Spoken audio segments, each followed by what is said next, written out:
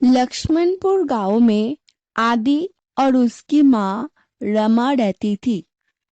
आदि और मीनू की शादी का पूरा 1 महीना हो गया था। मीनू ज्यादा पढ़ी लिखी नहीं थी और वो घड़ी संभालती थी। और आदि इसीलिए मीनू को ज्यादा पसंद नहीं करता था।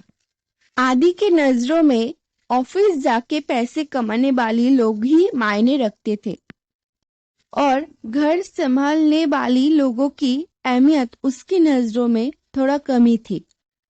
मीनू, मीनू, मेरे पास और रुमाल किधर रखे हो? इधर ही तो है ना, ये लीजिए।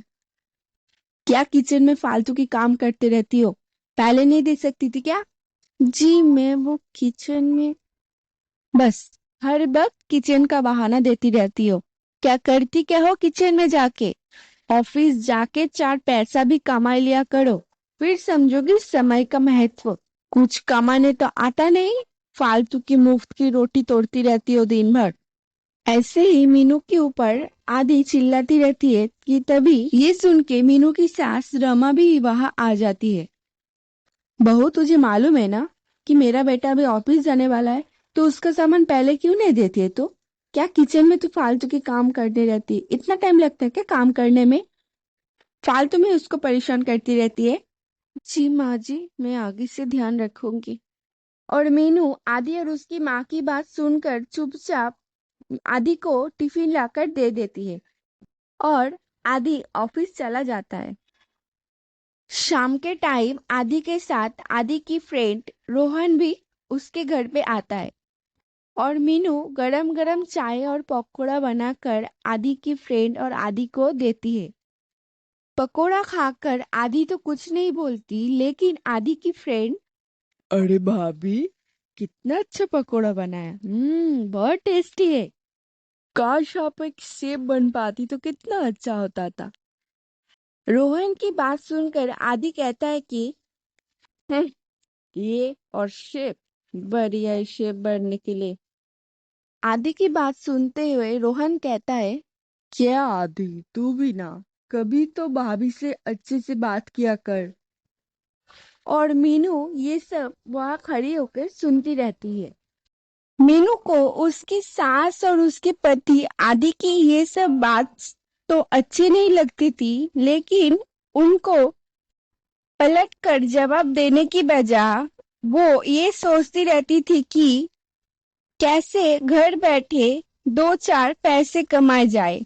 एक दिन मीनू शाम को बाजार से लौट रही थी कि तभी सीता और गीता को बातचीत करते सुनी।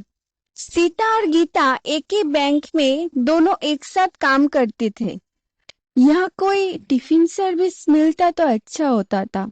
दिन भर ऑफिस में काम करके शाम को घर लौट के खाना बनाने का मन नहीं करता है। हाँ यार, सही बोल रही है। काश यहाँ कोई टिफिन सर्विस देने वाला होता। और वैसे भी हम लोग तो यहाँ पर नए आए हैं ना, कुछ दिन में कुछ दिन तो लगेगा ना यहाँ का सब कुछ जानने में। तब तक तो हमें ही खाना बना के खाना पड़ेगा ना यार। कि तभी मीनू उन दोनों के पास जाती है और बोलती है, क्या मैं आप दोनों की कुछ मदद कर सकती हूँ? और तभी मीनू सीता और गीता को टिफिन सर्विस देने के लिए तैयार होते हैं। अगले दिन सुबह सीता और गीता मीनू की खाना टेस्ट करके मीनू का टिफिन सर्विस लेने के लिए तैयार हो जाती है। ऐसे ही कुछ दिन बीतता है तो मीनू के पास बहुत सारे टिफिन सर्विस का ऑर्डर आने लगती है। ऐसे कि आदि के ऑफिस से भी मीनू को ऑर्डर मिलता है और आदि के ऑफिस में भी मीनू की खाने का टेस्ट का चर्चा होता है। ऐसे ही मीनू को सब लोग टिफिन वाली मीनू दीदी नाम से जानने लगी। अभी मीनू के पास बहुत सारे टिफिन सर्विस का ऑर्डर आता है और मीनू भी बिना ऑफिस जाए घर बैठे आदि से भी ज्यादा पैसा कमाती है अभी। और तो और मीनू जरूरतमंद लोगों को भी नौकरी देती है अपने यहाँ। अब इस तरह घर संभालने वाली महिलाओं के लिए मीनू किसी रोल मॉडल से कम ना थी।